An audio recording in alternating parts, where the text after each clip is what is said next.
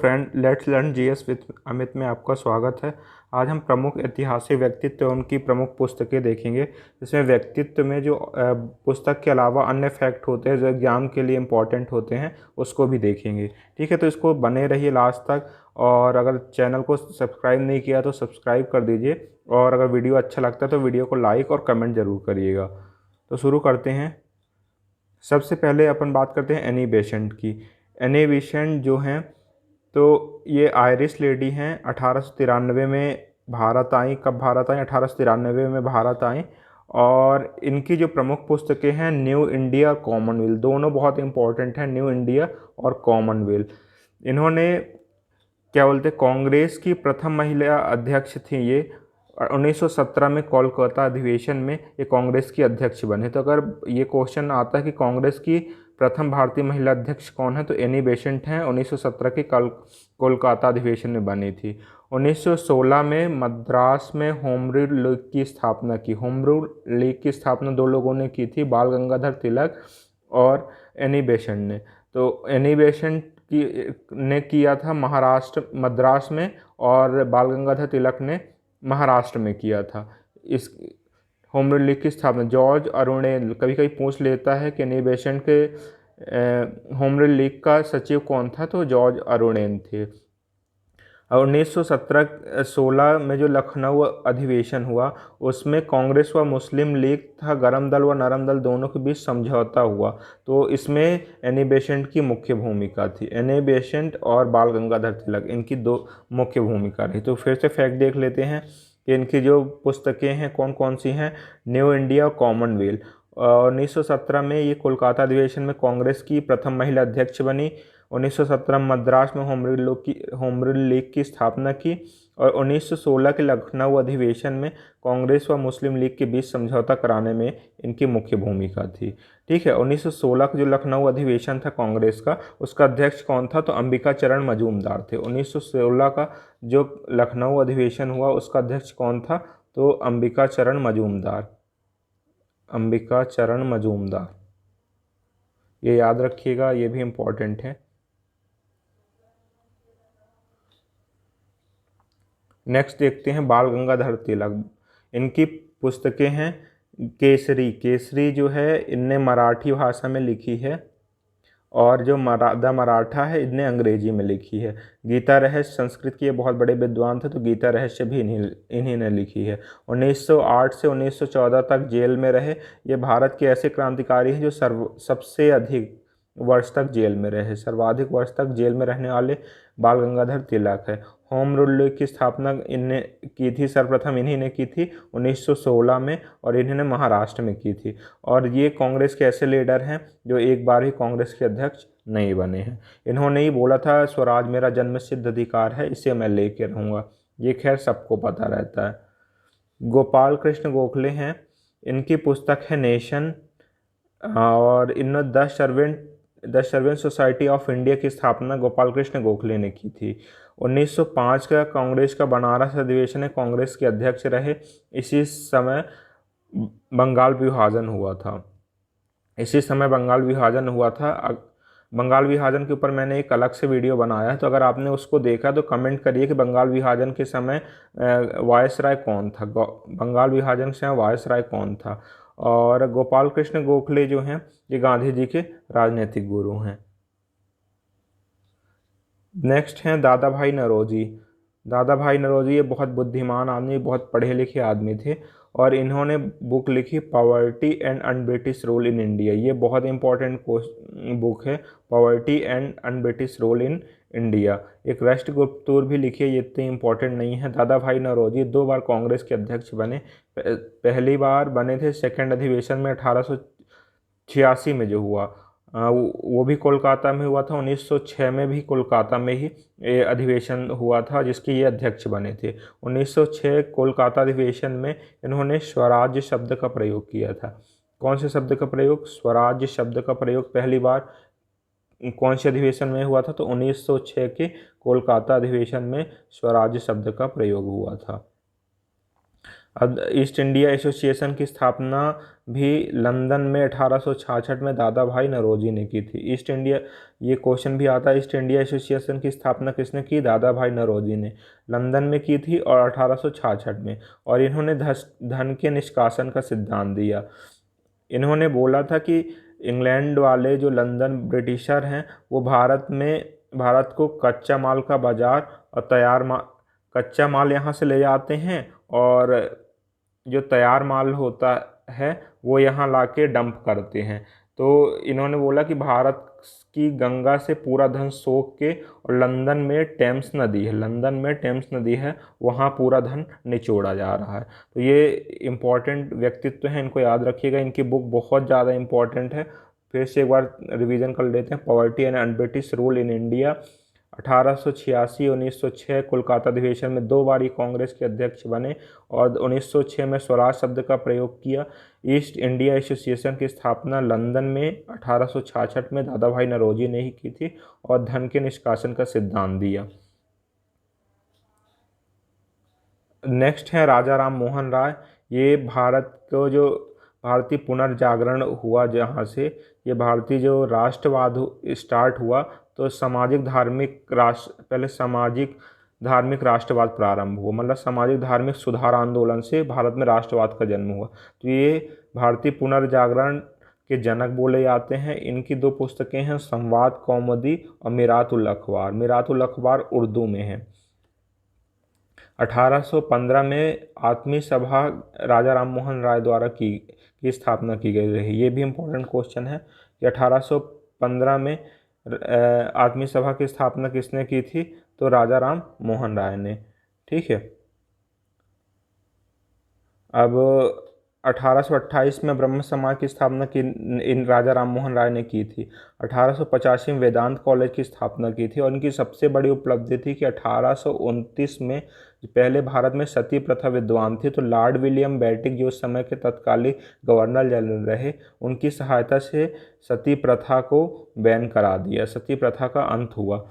ठीक है, तो इनकी देख लेते हैं, फिर से रिवीजन जल्दी जल्दी कर लेते हैं। संवाद कौमुदी, मीरातुल अखबार, ये इनकी 2 पुस्तकें थी, 2 पत्रिकाएं थी। भारतीय पुनर्जागरण का जनक किसको कहा जाता है? राजा राम मोहन राय को द्वारा 1815 में आत्मीय सभा की स्थापना की, 1828 में ब्रह्म समाज की स्थापना की, 1825 में वेदांत कॉलेज, और 1829 में सबसे बड़ी इनकी उपलब्धि कि सती प्रथा का अंत इन्होंने विलियम बेटिक की सहायता से किया। अगर कौन गवर्नर जनरल ने किया? तो लॉर्ड विलियम बेटिक। और किनके सहयोग से हुआ? तो राजा राम मोहन राय। नेक्स्ट देखते हैं ईश्वर चंद्र विद्यासागर। ये भी बहुत बड़े समाज सुधारक थे। इन्होंने सोम प्रकाश नामक पत्रिका या बुक लिखी, सोम प्रकाश इनकी पुस्तक का नाम है। और 1856 में विधवा पुनर्विवाह, मतलब विधवाओं का फिर से विवाह होना चाहिए, उसको मान्यता दिलवाने में इनका प्रमुख योगदान था, विधवा पुनर्विवाह में। नेक्स्ट है अबुल कलाम आज़ाद। ये भी बहुत, भारत के अबुल कलाम आज़ाद प्रथम शिक्षा मंत्री भी रह चुके हैं। इनकी पुस्तक है इंडिया, इनकी पुस्तकें हैं, 2 पुस्तकें हैं, इंडिया विंस फ्रीडम, अल हिलाल। ये 2 इम्पॉर्टेंट पुस्तक है, इंडिया विंस फ्रीडम, अल हिलाल और गुबारे खाती। और 1923 के दिल्ली अधिवेशन कांग्रेस के सबसे युवा अध्यक्ष, अगर सबसे युवा अध्यक्ष कौन बने? तो अबुल कलाम आज़ाद। और कौन से अधिवेशन बने थे? दिल्ली अधिवेशन में 1923 में। इनकी 2 पुस्तकें ये भी बहुत इंपॉर्टेंट है, इंडिया विंस फ्रीडम और अल हिलाल। नेक्स्ट देखते हैं सचिन सन्याल। ये भी क्रांतिकारी थे जो भगत सिंह लोगों के साथ थे, और इनकी 2 पुस्तकें हैं, बंदी जीवन, द रिवॉल्यूशनरी। बंदी जीवन बहुत इंपॉर्टेंट है, इसको स्टार मार्क कर लीजिए। नेक्स्ट है मदन मोहन मालवीय। ये मुख्यतः हिंदू महासभा से जुड़े थे, हिंदू महासभा। इन्होंने 2 पुस्तकें लिखी, अभ्युदय लीडर और हिंदुस्तान। अभ्युदय लीडर बहुत इंपॉर्टेंट है, हिंदुस्तान भी कभी कभी पूछ लिया जाता है। 2014 में इनको मदन मोहन मालवीय को भारत रत्न भी मिला था। और शिशिर कुमार घोष आते हैं। इनकी बुक बहुत ज़्यादा इंपॉर्टेंट है, अमृत बाजार पत्रिका। इसको 2 बार नोट करके लिख लीजिए, 4 स्टार लगा लीजिए। अमृत बाजार पत्रिका किसने लिखी थी? तो शिशिर कुमार घोष। नेक्स्ट देखते हैं केशव चंद्र सेन। केशव चंद्र सेन जो थे तो ये भी ब्रह्म समाज से जुड़े हुए व्यक्ति थे। ये भी ब्रह्म समाज से जुड़े हुए व्यक्ति थे। इनकी पुस्तकें हैं इंडियन मिरर। इंडियन मिरर एक बार फिर से आप भी मेरे साथ बोलते चलिए, इंडियन मिरर किसकी है? केशव चंद्र सेन की। और वामबोधिनी। और भारतीय ब्रह्म समाज से अलग होकर ये नव ब्रह्म समाज बना लिए थे। इनका देवेंद्र नाथ टैगोर से थोड़ी मतभेद हो गया था, तो इन्होंने अलग ब्रह्म समाज ही बना, लेकिन उसको नव ब्रह्म समाज कहा गया। सुभाष चंद्र बोस, ये तो भारतीय स्वतंत्रता के बहुत बड़े हीरो थे। इन्होंने इंडिया स्ट्रगल, इनकी पुस्तक कौन सी? India struggle. और 1929 में फॉरवर्ड ब्लॉक की स्थापना की थी। 1939 में फॉरवर्ड ब्लॉक की स्थापना की थी। और आज़ाद हिंद फौज का सर्वोच्च सेनापति यही रहे। आज़ाद हिंद फौज के सर्वोच्च सेनापति सुभाष चंद्र बोस रहे। नेक्स्ट है महात्मा गांधी। महात्मा गांधी के ऊपर अलग से फैक्ट इसका नहीं लिखेंगे, क्योंकि पूरा इतिहास ही इन्हीं के ऊपर है, तो इनमें बहुत ज़्यादा इम्पोर्टेंट है महात्मा गांधी। इनके लिए एक अलग से वीडियो बनाएंगे, और पूरा इतिहास लगभग इन्हीं की आंदोलन से चलता है। तो इंडियन ओपिनियन इनने पुस्तक लिखी। इंडियन ओपिनियन लिखी थी अफ्रीका में।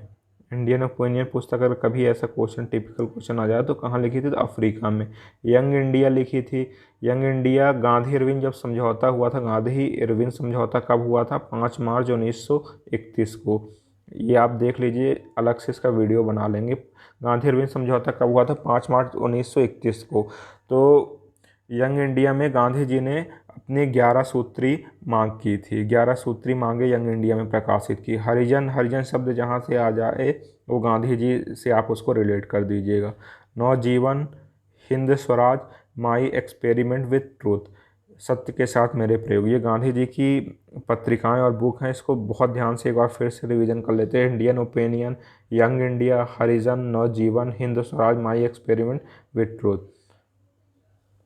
अब ऑब्जेक्टिव क्वेश्चन कुछ कर लेते हैं। पहले आप खुद इसका जवाब दीजिएगा अगर कमेंट में, क्योंकि उससे आपको याद रहता है। आप वीडियो देखते जाएंगे और खुद से कोशिश नहीं करेंगे तो आपको याद करने में थोड़ी तकलीफ़ हो सकती है। तो अबुल कलाम आज़ाद जो थे, तो अबुल कलाम आज़ाद की सामने लिखा है, पहले क्वेश्चन पढ़िए, कौन सा सही सुमेलित है? अबुल कलाम आज़ाद की कौन सी पुस्तक थी? हिंद स्वराज तो नहीं थी। हिंद स्वराज किसकी है? कमेंट करें जल्दी से। हिंद स्वराज किसकी बुक है? कमेंट करें जल्दी से। ठीक है, तो अबुल कलाम आज़ाद की बुक कौन सी थी? इंडिया विंस फ्रीडम और अल हिलाल इंडिया विंस फ्रीडम। तो अबुल कलाम की हिंद स्वराज नहीं है, किसकी है ये आप कमेंट करें। एनी बेसेंट की न्यू इंडिया, ये बिल्कुल सही है। एनी बेसेंट की कौन सी पुस्तक थी? न्यू इंडिया, बिल्कुल सही है। बाल गंगाधर तिलक की कॉमनवेल्थ, ये गलत है। बाल गंगाधर तिलक की कॉमनवेल्थ नहीं थी, ये मराठा केसरी और गीता रहस्य, इनकी 3 पुस्तकें थी। महात्मा गांधी की इंडिया विंस फ्रीडम, ये नहीं है, ये अबुल कलाम आज़ाद की है। इंडिया विंस फ्रीडम किसकी है? अबुल कलाम आज़ाद। और जो हिंद स्वराज है, अगर आपने कमेंट ना किया हो तो आप देख लीजिए कि हिंद स्वराज जो है वो महात्मा गांधी की पुस्तक है। एक क्वेश्चन और देख लेते हैं।